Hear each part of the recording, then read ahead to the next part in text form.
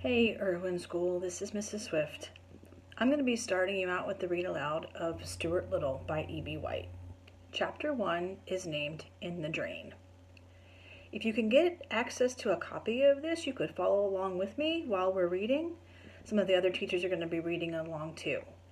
The best place to get this book is at the Internet Archive. Set up a free account, borrow the book, you'll have it for 2 weeks. So let's get started. In the Drain, Chapter 1.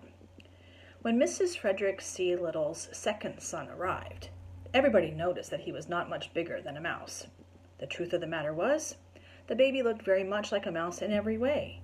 He was only about 2 inches high, and he had a mouse's tail, a sharp nose, mouse's whiskers, and the pleasant, shy manner of a mouse.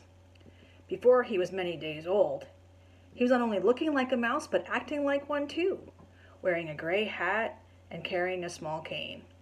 Mr. and Mrs. Little named him Stuart, and Mr. Little made him a tiny bed out of 4 clothespins and a cigarette box.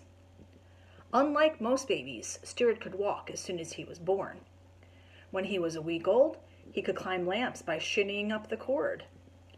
Mrs. Little saw right away that the infant clothes she had provided were unsuitable, and she set to work and made him a fine little blue worsted suit with patch pockets, in which he could keep his handkerchief, his money, and his keys. Every morning, before Stuart dressed, Mrs. Little went into his room and weighed him on a small scale which was really meant for weighing letters. At birth, Stuart could have been sent by first-class mail for 3 cents, but his parents preferred to keep him rather than send him away. And when, at the age of a month, he had gained only 1/3 of an ounce, his mother was so worried she sent for the doctor. The doctor was delighted with Stuart and said that it was very unusual for an American family to have a mouse.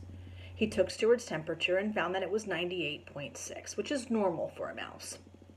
He also examined Stuart's chest and heart and looked into his ears solemnly with a flashlight. Not every doctor can look into a mouse's ear without laughing. Everything seemed to be all right, and Mrs. Little was pleased to get such a good report. "Feed him up," said the doctor cheerfully as he left. The home of the Little family was a pleasant place near a park in New York City. In the mornings, the sun streamed in through the east windows, and all the Littles were up early as a general rule. Stuart was a great help to his parents and to his older brother George, because of his small size and because he could do things that a mouse can do and was agreeable about doing them. One day, when Mrs. Little was washing out the bathtub after Mr. Little had taken a bath, she lost a ring off her finger and was horrified to discover that it had fallen down the drain. "What had I better do?" she cried, trying to keep the tears back. "If I were you," said George, "I should bend a hairpin in the shape of a fishhook and tie it onto a piece of string and try to fish the ring out with it." So Mrs. Little found a piece of string and a hairpin, and for about a half hour she fished for the ring. But it was dark down the drain, and the hook always seemed to catch on something before she could get it down to where the ring was. "What luck?" inquired Mr. Little, coming into the bathroom. "No luck at all," said Mrs. Little. "The ring is so far down, I can't fish it up." "Why don't we send Stuart down after it?" suggested Mr. Little. "How about it, Stuart? Would you like to try?" "Yes, I would," Stuart replied, "but I think I'd better get into my old pants. I imagine it's wet down there." "It's all of that," said George, who was a trifle annoyed that his hook idea hadn't worked.